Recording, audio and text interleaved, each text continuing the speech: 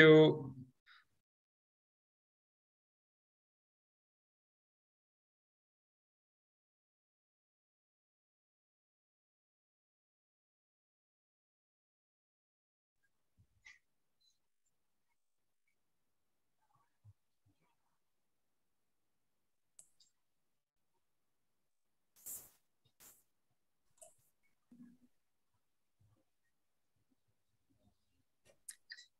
Okay. Let me see. Just do not forget to hit the record button for Zoom. Okay. So hello, everyone. Welcome to today's session. I am very happy, and the entire MSIE team is very happy to bring you this webinar on how to overcome conflicts between associates. So I'd like to begin first by introducing today's presenters. We have with us today Professor Etienne Krieger, who is affiliate professor here at HEC Paris, as well as the MSIE academic advisor. So thank you, Etienne, for joining us today. We also have with us today two MSIE alumni.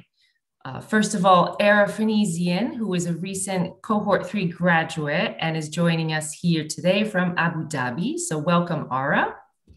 We also have with us today Azat Martin, who is a very recent C4 graduate, and he is joining us all the way from California. So thank you all three for being here with us today. And Azat, thank you especially because I know how early it is for you today. So I'd just like to say that a recorded version of this webinar will be made available following the session. We'd also love to hear from you today. So Q&A session will be held at the very end, and we will do our very best to get to as many questions as possible. And finally, for those of you joining us via the YouTube link, if you are interested in the online MSIE program and would like to learn more about it, please follow the link right here in the chat in order to book a call with one of our program advisors. So Etienne, Ara, and Azat, over to you. Many thanks, Cheryl. It's always a pleasure to work with you and with your team. And so today I'm really pleased to introduce this conference about conflicts between associates, because it's never an easy path to create and to develop a company with partners. And so to host this conference, I have invited Azat and Ara that will briefly present themselves and share their experience, and thanks to them. And so the structure of this conference will be the following. There will be a brief opening address, and then will come the experience sharing part, and then there will be plenty of time, at least I hope so, for questions and answers with the participants. And well, it will last about 1 hour. Normally. And so, Ara and Azat, can you briefly introduce yourself, your experience when it comes to entrepreneurship and partnerships? Ara? Thank you, Etienne. Thank you, Cheryl. Hello, everyone. My entrepreneurship journey started, if I may say, when I was very young, about 17-year-old and 18. When, because I was raised in an entrepreneurial family. Then I became an employee for a couple of years. And later on, after 20 years, I went back to what my calling was, to be an entrepreneur always.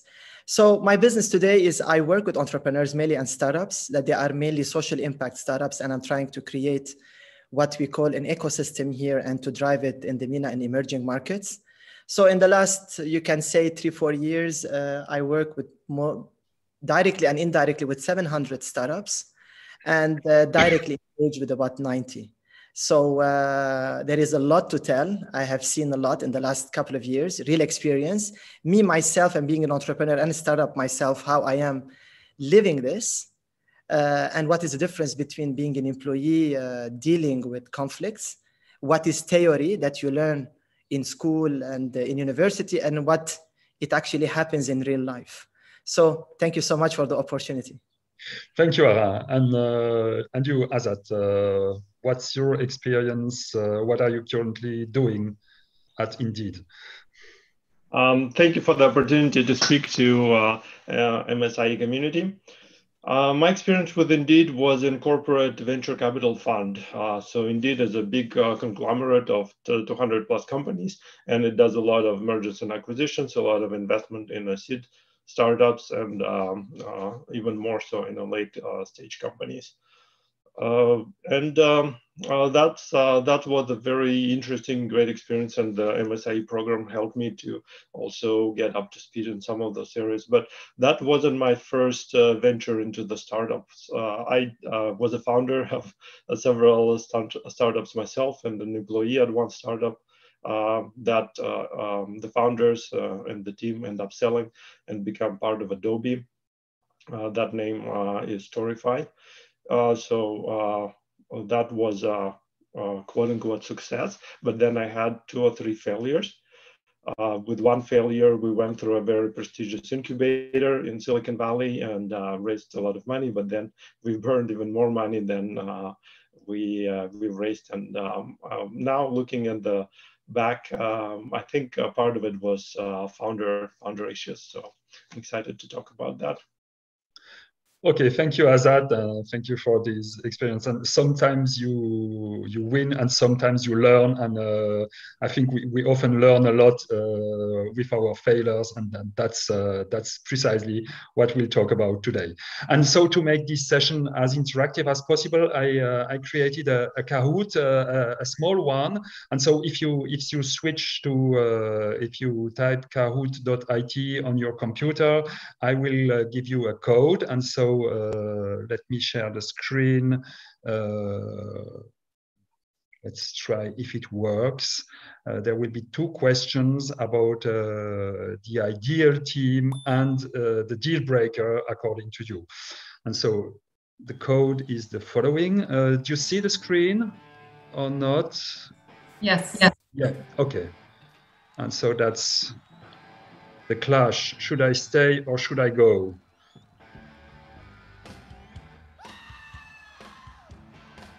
If I go, there will be trouble. If I stay, it will be double. And so the code, for the moment, nobody is in. Yes, Susa.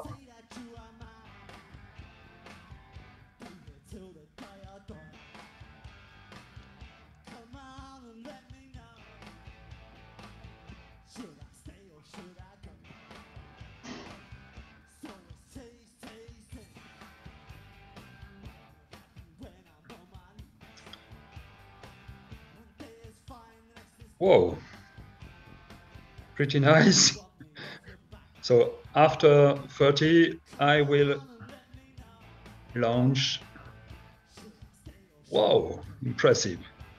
Come on.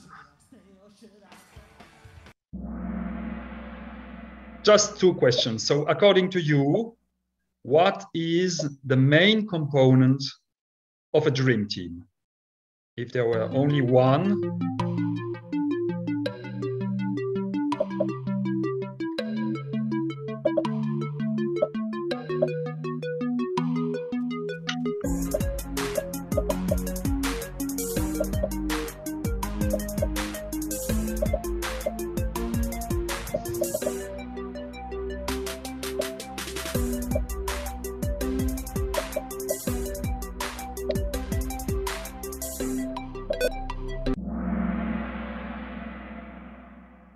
wow, very interesting, fairly balanced. And usually people tell me it's complementary skills. If it was only a question of skills, as we will see, it would be easy, but there is much more, as Ara and Azat will share with us. And so that's the first question. And the second one that will directly turn us to the point is, what is, according to you, the main deal breaker which would make you not partner with someone?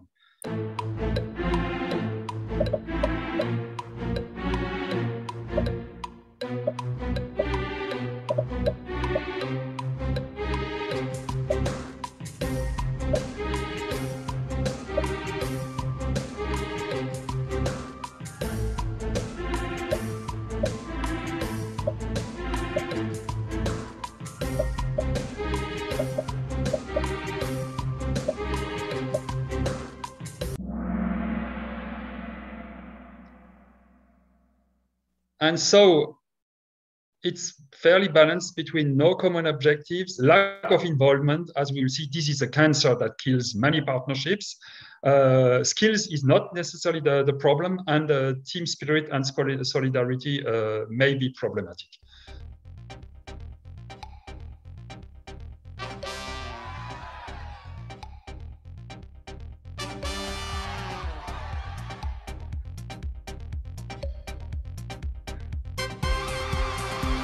So thank you, and let's go back to the slides.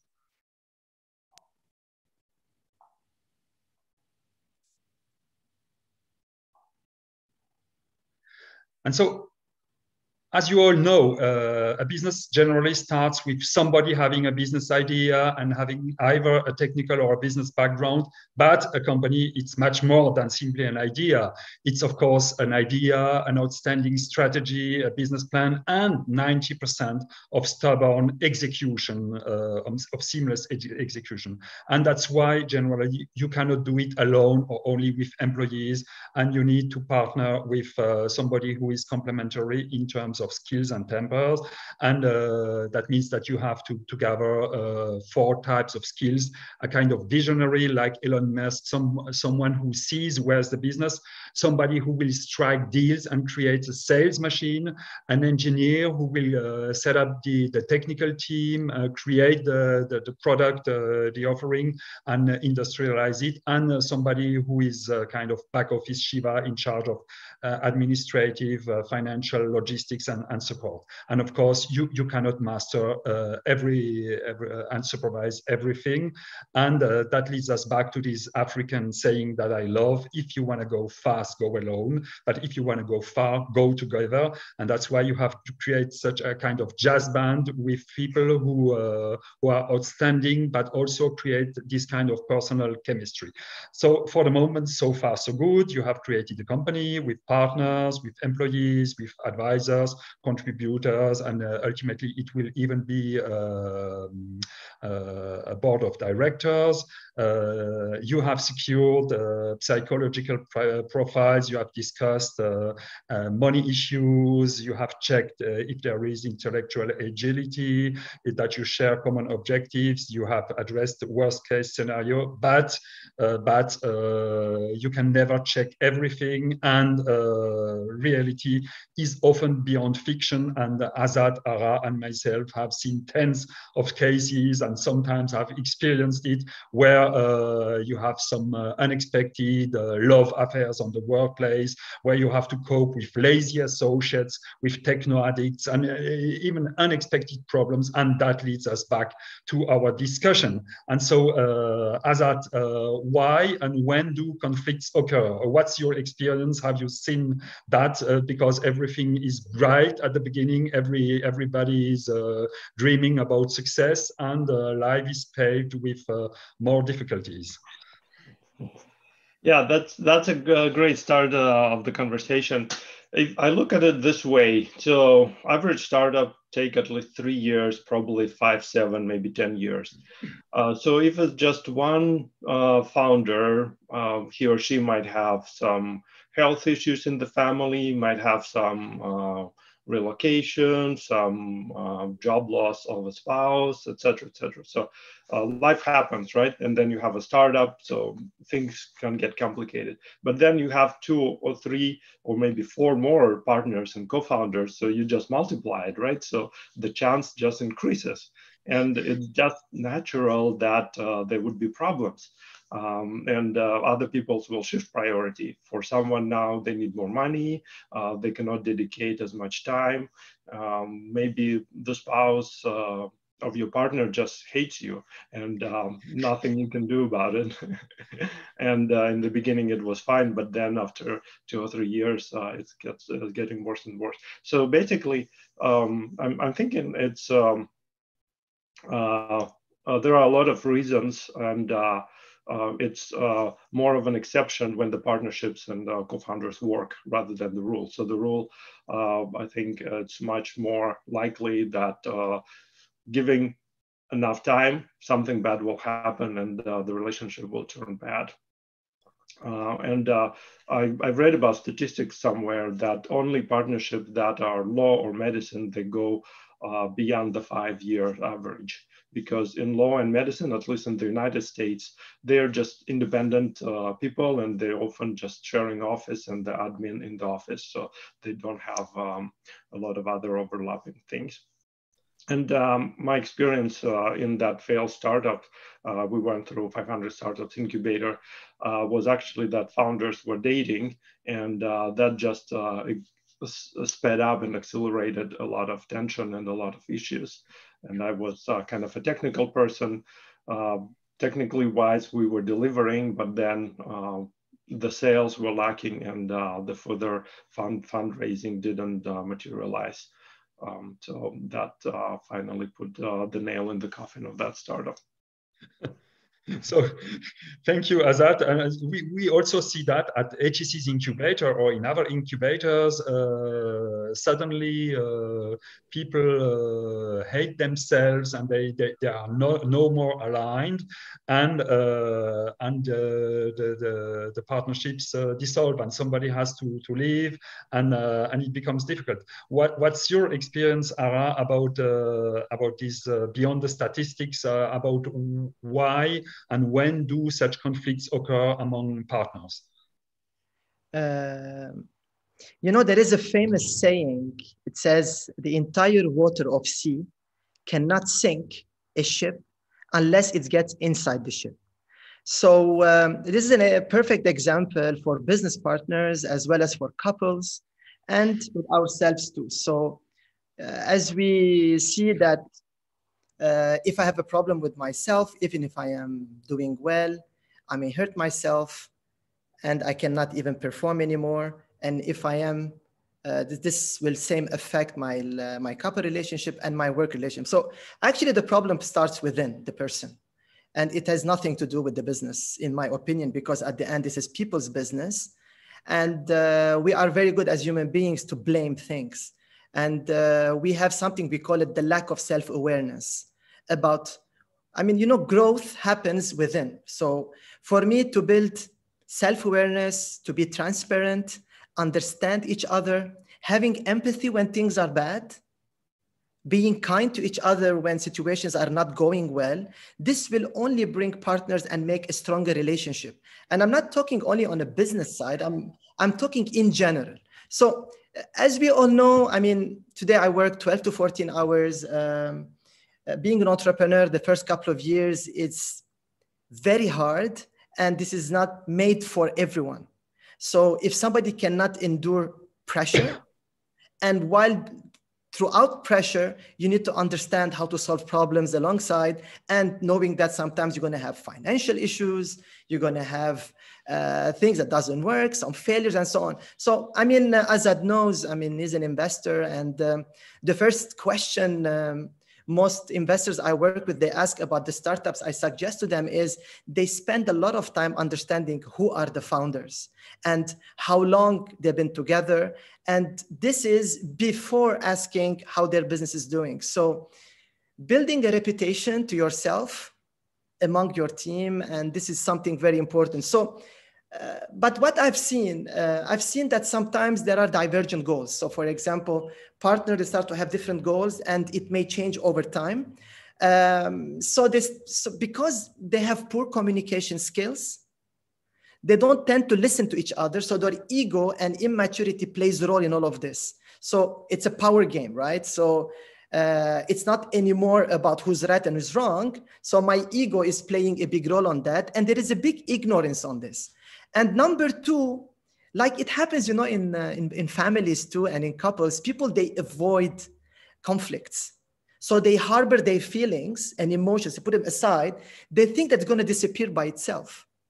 So they boil from inside over time. And the minute things goes wrong, it explodes on everybody's face. And then there are many things, no clear roles and boundaries when they start. So they don't speak about, for example, I mean, you know, when friends and family members, they start work together, they are embarrassed in a way, especially some cultures are like this, to put everything on paper. I mean, what is my right? What is your right? What is your responsibility? What is my responsibility? So they start the business with, hey man, I mean, you know, we're cool. And then when things start to get serious, you work more than I work, or you're spending less than I spending, then the clash starts. So I think we need to keep talking and having constant conflict, because conflict is good, is not bad. But if we keep them aside, not dealing with that, you can apply it to anything, literally. I mean, it has nothing to do with only business, because it's a normal human tendency. You know, it's not like only you see it only in business. So this is the harsh reality of the business. So this can create a damage. I mean, you know, like Shal Aznavour, I think he has one of his songs, he said, let's close the book instead of burning the bridges or burning the book. So when anger goes on, the relationship becomes very, very hard. And this will make a damage forever to the business, regardless if they are in early stage, expensive state, or whatever stage they are in, because more money sometimes makes the partner more arrogant, especially if they're working more. Some of them are narcissistic in their approach.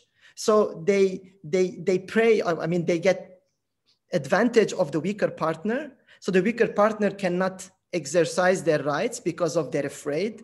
And this continues like this. So I think I come back, empathy and kindness and openness, and not being afraid to start things black and white from the beginning. This is going to trigger more the problem. And this is what most problems I see, to be honest.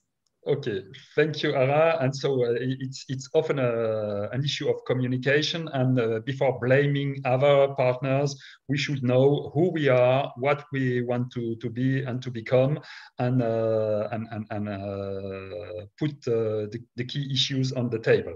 And so the second point, we have only 3 slides, and then there will be an experience sharing. Will be also for Azad. How can you solve conflicts? If it explodes, if after having boiled, suddenly everything explodes, how can you solve it before it goes to the end? And we see as an investor that 75%, as you said, of the investment decision of VCs is about the team. And so, of course, it's people's business. Azad?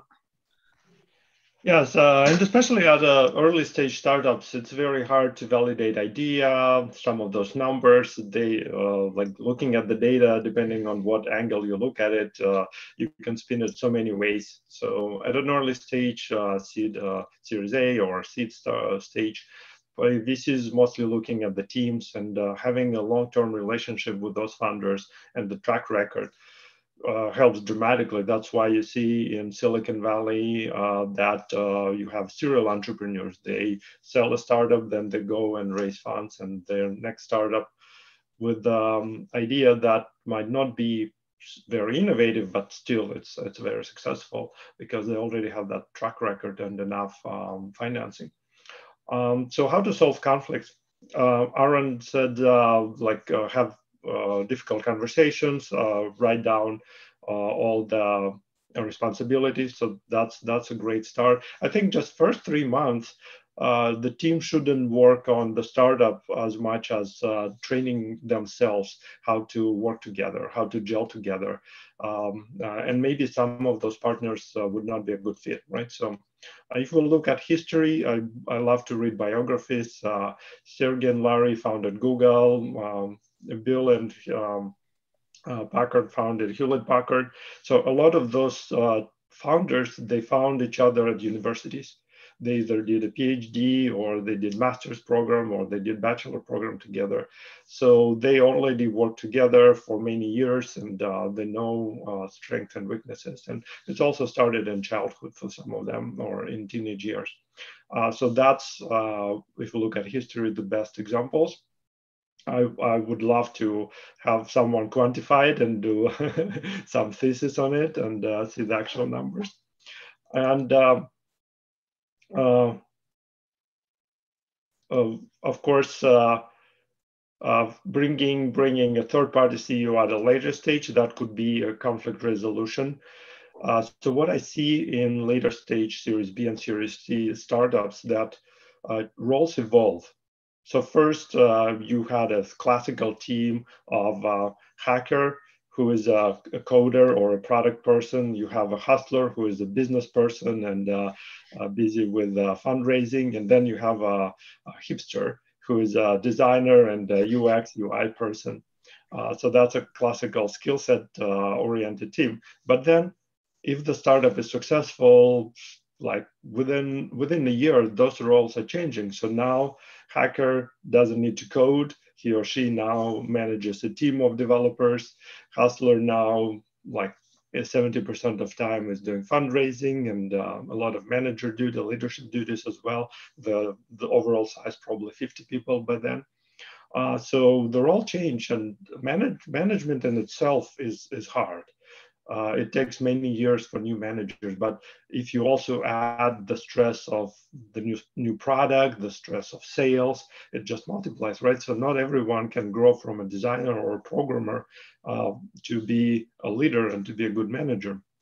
So that's how to solve this. So basically, you hire experienced people, or the partners, your partners, they already have those kind of a future looking roles, or you just move them into non-management roles. A lot of the founders, they take kind of just a evangelist role or chief of product, which is, it doesn't have a lot of reports. CTO, sometimes they don't have a lot of reports. There's a different vice presidents of engineering with a good management experience. And also, and who does that? Is it the board who decides? How is it the partners themselves? Do you use a mentor? How can you achieve this kind of overcoming this pressure?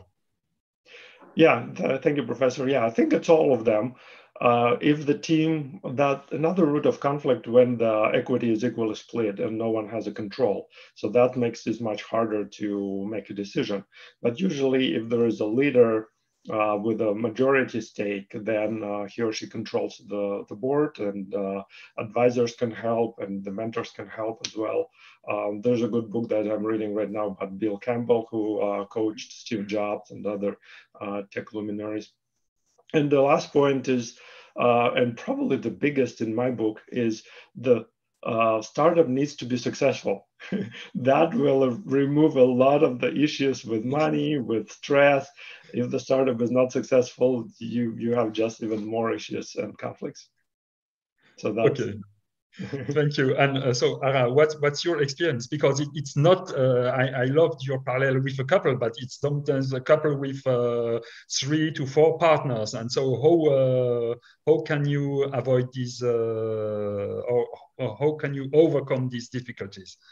You know, I mean, the question here isn't how to solve conflicts. I think it varies depending on what conflict you are dealing with. So if it's, let's say, if the conflict is legal, then you need to bring a third-party lawyer and to discuss about how to distribute rights or whatever. So this could be much less emotional decision. And it depends on the stage of the company. So if you are today in an early stage company where your, let's say the conflict is coming to do with decision-making towards the direction the company should follow, I think either both parties, they understand how to deal with this issue. First thing that I would do is I take a distance from the problem. I take a week break, go meditate, do yoga, do whatever you want to do, just release the tension. So you see clarity about what is the problem. Because sometimes when somebody is emotional, they become blurry. So their emotions take ride and they don't put sense anymore. Because some people, they destroy business simply because they cannot control their emotions. And later on, they wake up to it. And sometimes sabbatic leaves are good. It depends. I mean, I do not have a one answer fits all. It's very difficult. But I think I come back to my point. The best way to solve conflict, we should remember we're human beings. We have heart, and we need to understand each other.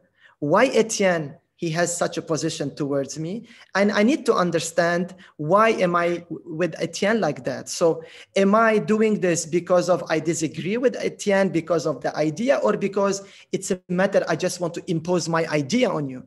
You know, human beings, we are a very complex species, right? So what makes us a bit very complex is we are very hungry for power.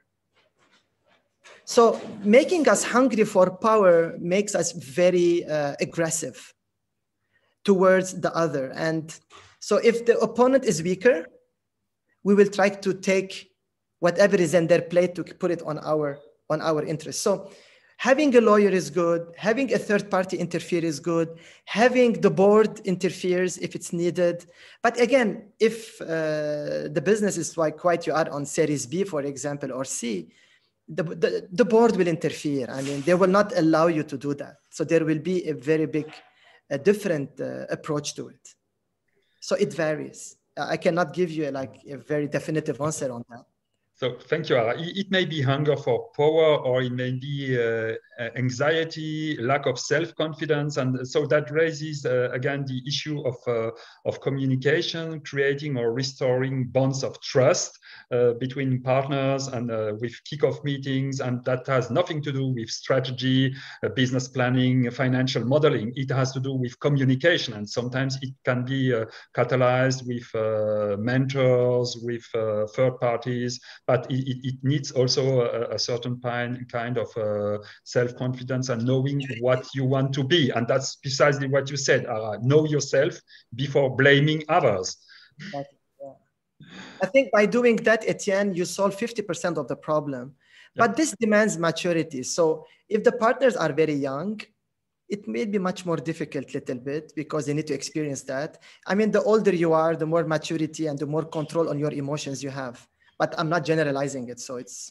No, and we are still all very young, and so we cannot share our experience. But nevertheless, that's the last slide for Azat. What's your top tips, if there were only a few, about overcoming conflicts and creating happy entrepreneurs? Yeah, as I mentioned before, start early, bonding and working together with your founders. So when I used to be like 10 years ago as a founder of a startup, I would go to those meetups, and you would see non-technical people looking for an engineer and pitching them to join the startup, like a social hour or speed dating for entrepreneurs. I think that's a terrible idea.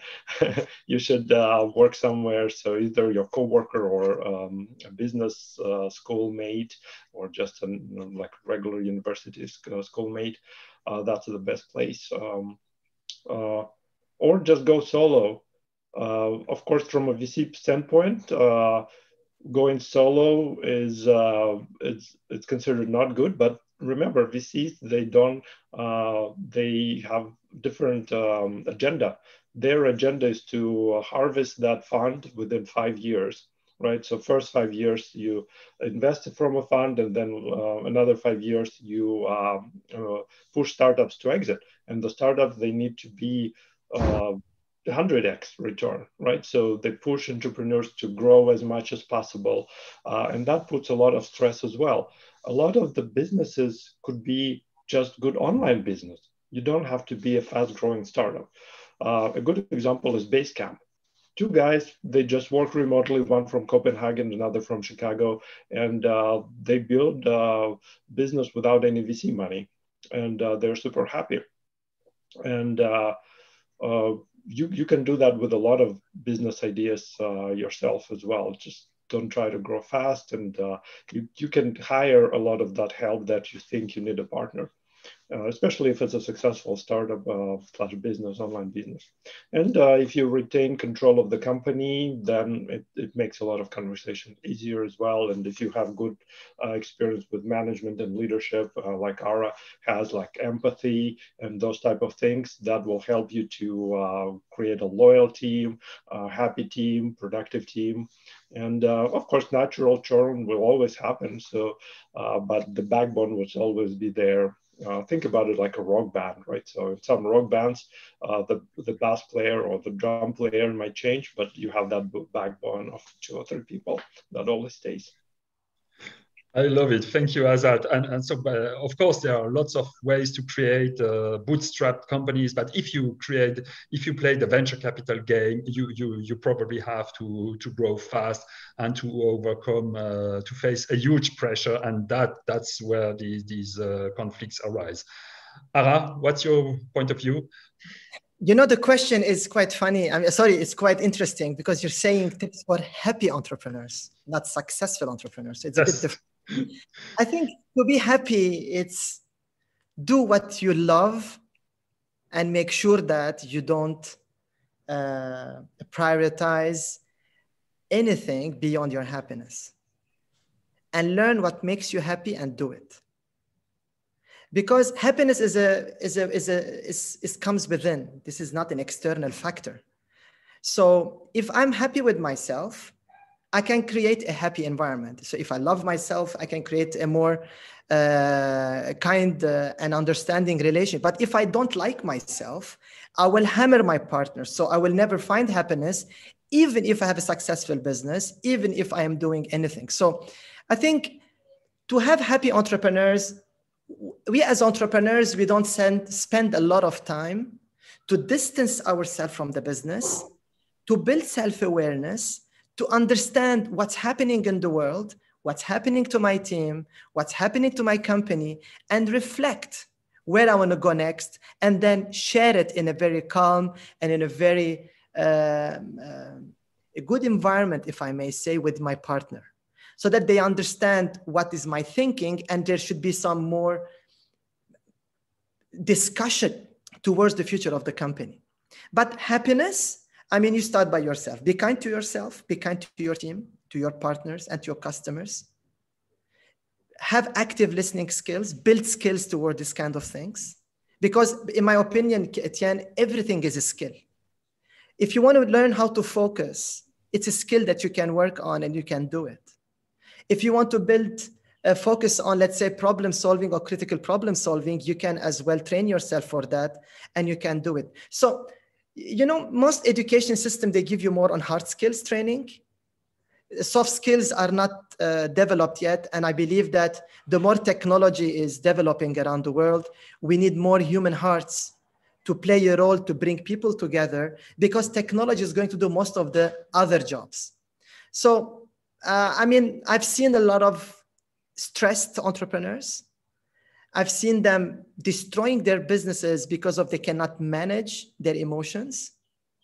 And I felt very bad for them because they needed mental health therapy. So if you read many reports, no, I mean, most entrepreneurs, they are more exposed to mental health problems. I had 2 depressions myself. It caused me almost my family, my business and everything. And it was due to burnout. So burnout today, it's one of the biggest causes of what is triggering entrepreneurs' conflict, because they're not at ease with themselves, at ease with the situation around them. And I think we need to prioritize, guys, whoever is listening to me today, prioritize your well-being, prioritize what makes you good with people and with yourself. And believe me, it's like a magic. You will make everything around you much more easy to deal with. So even if the problem goes to the law, to the court, when you're kind and when you accept your mistakes and you find new means of communication, maybe the other partner will accept to communicate with you. Now, of course, as I is saying, retain 51%, but what if you don't retain 51%? What happens if you are on the other side of the business? So it's not a matter of, let's say, who has more power. It's about how are we going to keep the company working?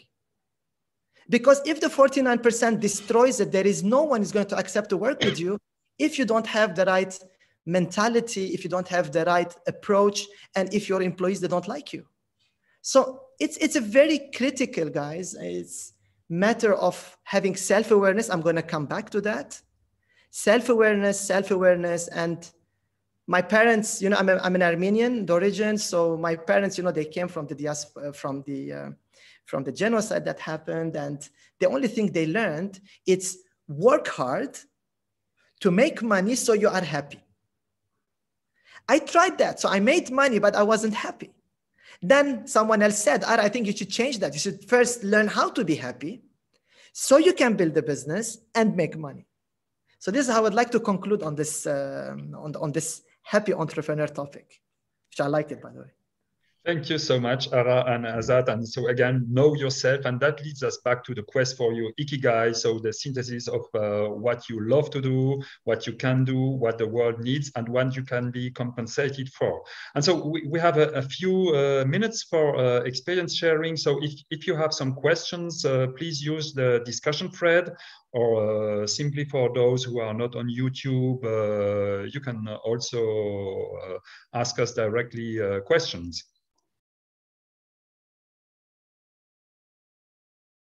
Unless everything is crystal clear.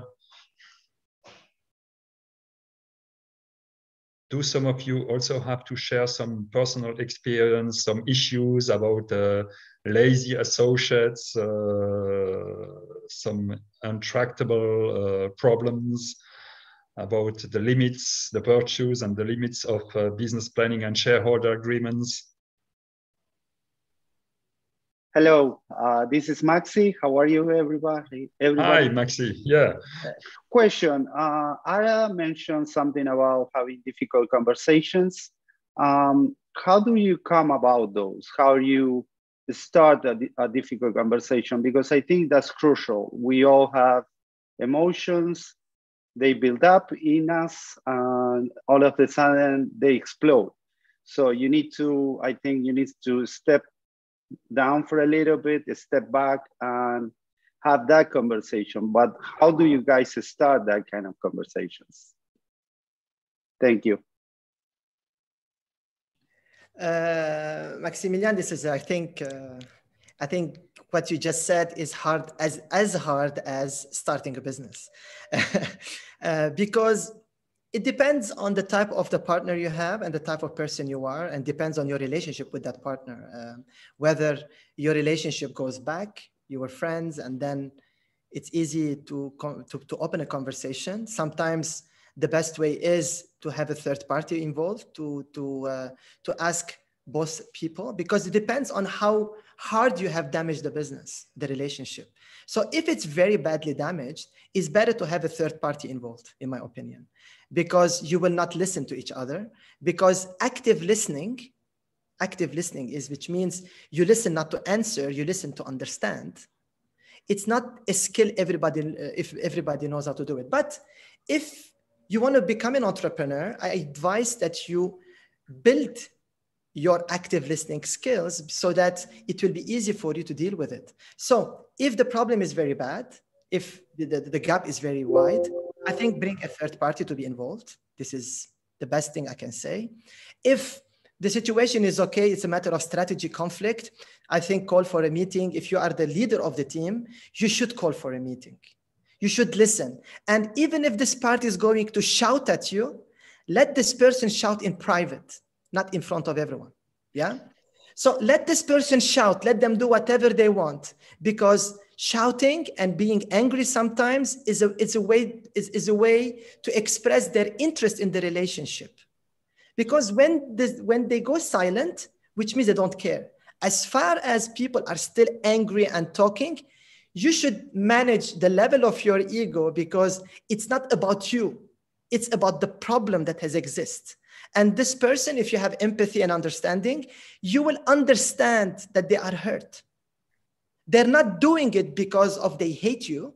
They're doing it because they feel bad about what happened to them. So you want to build a business, you need to, step over these things. You don't need to stop on every word, stop on every emotion. You need to always think about the vision, where you're going to take this company forward.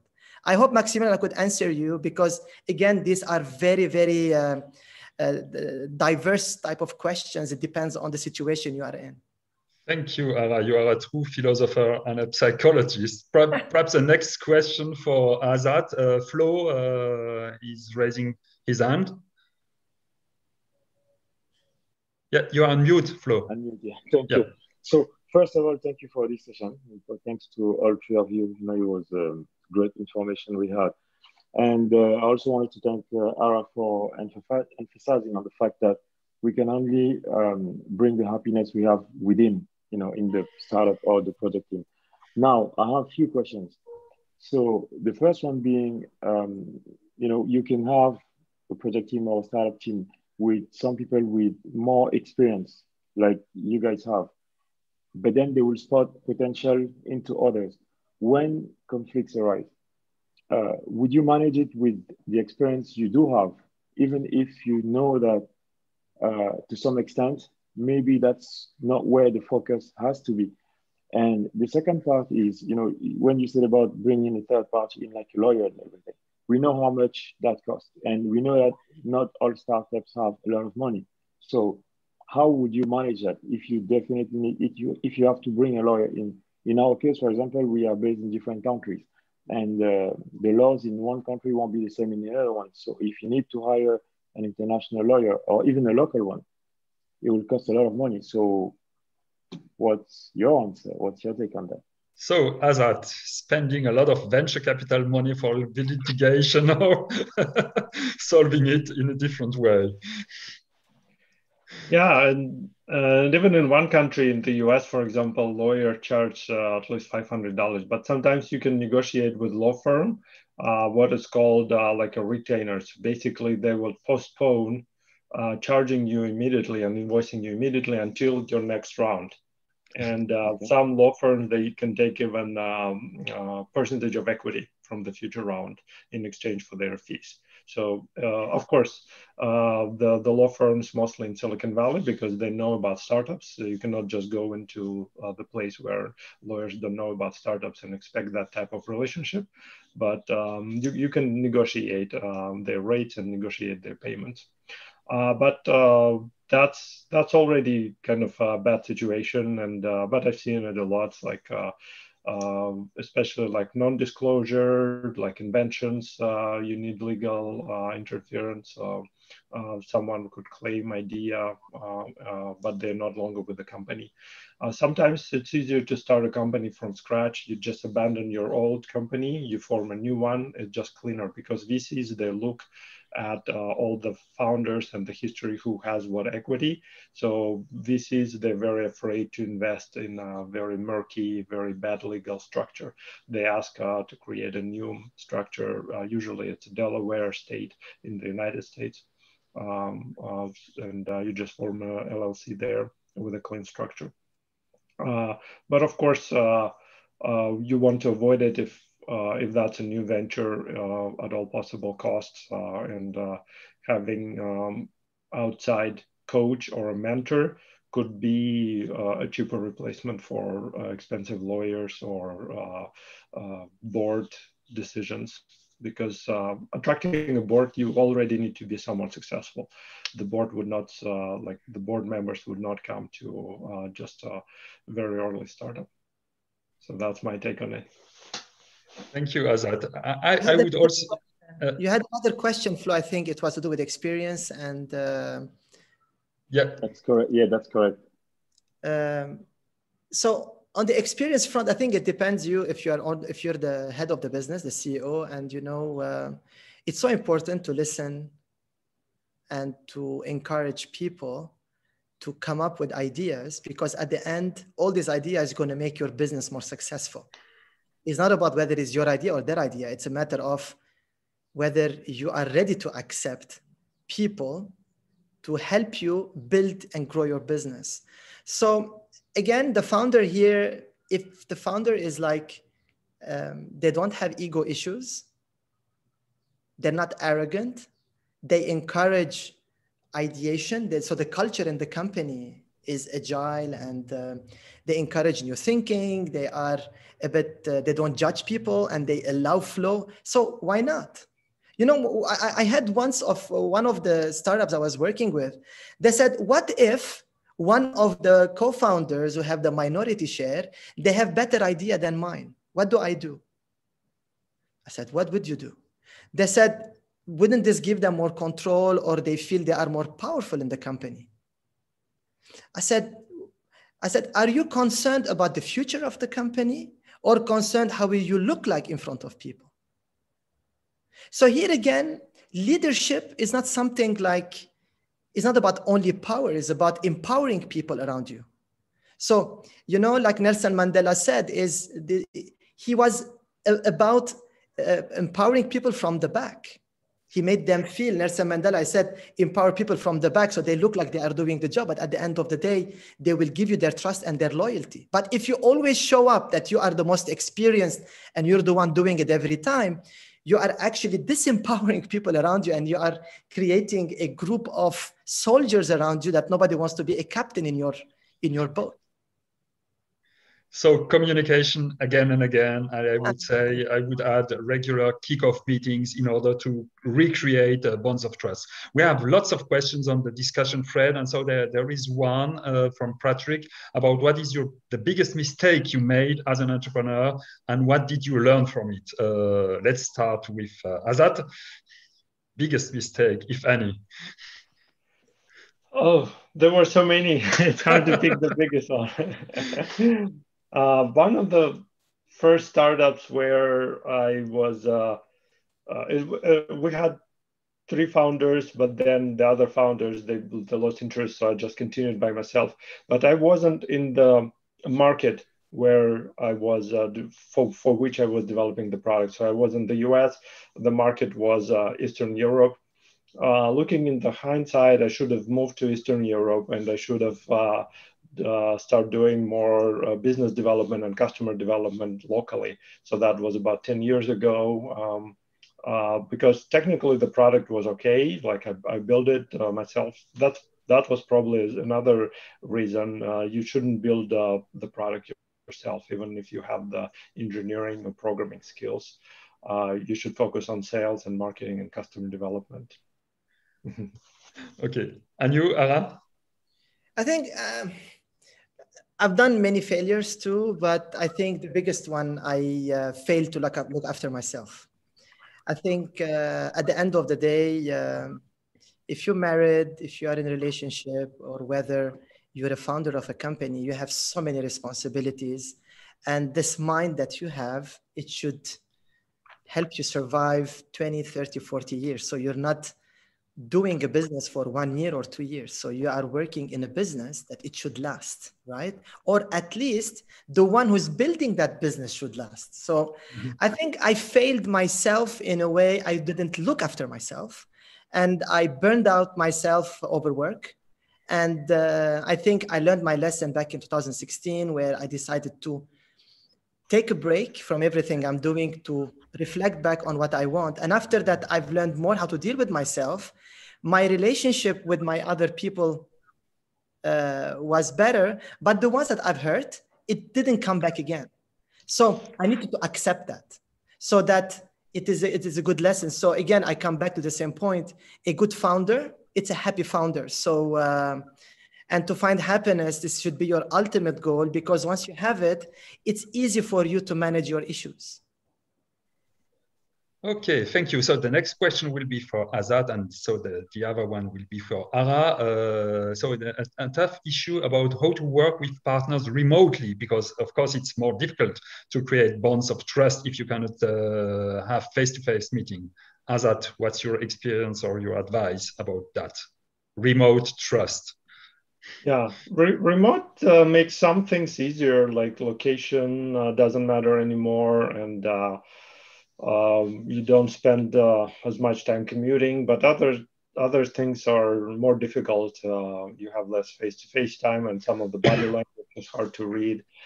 So yeah, if you completely new to each other, that would probably be harder to start remotely, but still possible, right? So I don't want to discourage anyone. Your chances are just a little bit lower on statistics, but statistics doesn't matter when n is equal 1. And just keep in mind that Queen Victoria ruled for many, many decades remotely a huge British Empire, and she didn't have Zoom, she didn't have email, she didn't have WhatsApp or text messages, right? And that worked fine. Genghis Khan, 700 years ago, ruled a huge Mongol, not empire, but big territory under Mongols, and the communication was at the speed of the horse, right? So remote work is nothing new. You can do it. Other people did it. It just different mindset, different habits. I also see people gravitate to more of the individual work when they work remotely. And that's fine. So maybe that would be the strength of your company. So you have clearly separation of responsibilities, and people are more productive remote and doing that work remotely. And then you can still have quarterly offsites when you meet together in one location. A good example would be Buffer, buffer.com. Every quarter they do on-site for a week, and the company pays for everything. So that's a great way to reset, have social bonding, and then they're off to another 3 months working remotely, then they come back again. So that's my advice. Excellent, from unicorns to Queen Victoria and even Genghis Khan. Thank you. And so the next question for Ara, what if the associate, the partner, or the co-founder doesn't want to get to a midpoint where you can talk, and how would you deal with that? Come again? I didn't understand the question. What if the associate, what if your co-founder doesn't want to go to get to a midpoint where you can talk, and how would you deal with that? I mean, if they don't want to go to a mid-talk, I think they want to split the partnership, and it goes legal now. So it depends on the type of contract you have. It actually doesn't matter who said what to who. It depends on what is on black and white. So when a conversation stops, you need to go to the contract. If you don't have contract, and if the business is not under your name, I would feel sorry for that person. So, like in marriage, they make prenups. When they don't want to talk anymore, they go to that contract. So it's a good question to ask, but again, it depends. Always conflicts cannot be generalized. We can always give ideas about how we have dealt it or how others we've seen they've dealt it. But when you are in the problem, sometimes you don't see the solution. That's what is difficult. It's easy for us to talk when we are outside the problem, actually. When you're inside the problem, it's not that simple. Sure. Another question, very interesting, about diversity, because if you create a company with partners, you don't create a company with clones, because it's boring and you don't need that. And so do you think that diversity of race, gender, culture can be a key factor when choosing a partner, Azad? Diversity is definitely unconsciously a key factor. So what we see a lot is that people tend to gravitate towards people who are more like them. And with the early founders and early partners, you would most likely have people coming from the same background, right? But then when the company grows, so it's interesting to see how those factors play out, definitely. And to answer to comment on the Ara's answer about the two partners not meeting midpoint, I think it takes just one person to solve the conflict, because it's always two people that create a conflict, right? So, but it takes only one to resolve the conflict. So if the other person is not approaching you at midpoint, you can always go to that person all the way, and you resolve conflict, but just agreeing to another person. So that's my comment. Okay, thank you. Next question for Ara about formalizing the very nature of the deal. Is it ever productive to write a letter explaining the issues rather than try to argue it out face to face? It depends on your writing skills. So, first, let's say if you are both French and you are writing in French, then it makes maybe it's much more easier. But when it's more international, the cultural differences plays a very big role in how to interpret some words. So, once I'm going to give you a very quick one of the cultural differences we're talking about. A French employee went to the US, one of their branch, and then after a couple of months, they asked the HR to the boss, "How do you see this person doing?" And the person said that we are not in good terms with her because of ABC. But when they asked the employee about what's going on, she said, "I'm very happy with the job. I think I'm doing very well." So the thing is, apparently in the French culture, which I don't know well, is that you are very straightforward sometimes when there is an issue.